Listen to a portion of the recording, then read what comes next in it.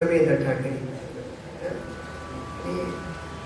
दररोज 10-12-15 गावचे लोक या गावाला येतात का ऋणानं बंद जोडले. हे पैशावर नाही चाललंय. काय देतो त्यांना आपण? 1000-500 रुपये गाडी भाडं. आलेली माणसं 10 जण असतात. हे सगळं निरपेक्ष वृत्तीने झालंय बरं का. हे सगळं एकमेका सहाय्य करू अवघे धरू सुपंत या योगाने झाले. म्हणून बाबा रे, या गावातल्या लोकांनी जोडलेला समाज इथे येतो. त्यांच्या रूपाने संत येत असतात बरोबर. आणि यांच्या संगतीत जे काय मिळालं त्याच्यावर चित्त दिलं तर संगतीचा उपयोग आहे. कोणाच न विजे अंग, कोरा न विजे अंग, चित्त पाहिजे. असं माझ्या चित्तात एकच चिंतन बसलं. काय चित्ती बैसले चिंतन नारायण नारायण.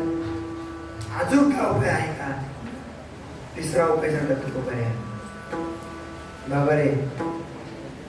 बऱ्याच प्रकारची दुष्कर्म, काही अकर्म, काही कर्मातलं कळत नसल्यामुळे कळत नकळत आपल्या हातून घडतात, जेणेकरून आपल्या चित्तावर एक वज्रलेप तयार होतो. मलिन होतं चित्त. तुकोबऱ्याचं वर्णन करतात. महामळे मल होते जे गादले.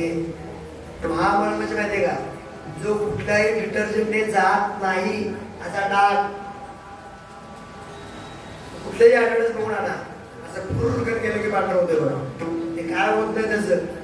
बाईच्या हाताची साल जातात पण डाग निघत नाही. असंच आहे ना. आपण जे डिटर्जंट आता वापरतो ते वापरणाऱ्या बायकांच्या हाताला फोड जात. फोड एवढे ऍसिड त्यात आहे. पण ते कुठलंही वापरत तरी डाग नाही. असे काही डाग आहे. दया दोषा परिहार नाही नाही दुर्नीता शास्त्र, असे डाग आहे. असं पाप आपल्या हातून घडलंय की ज्याच्यातून आपल्याला मुक्तता नाही त्याची आठवण सारखी चित्तात होत असते.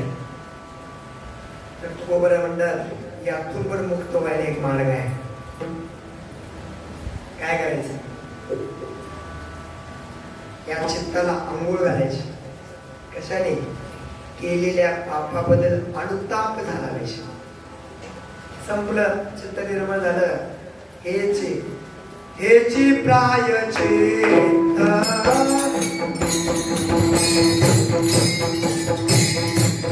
अनुताप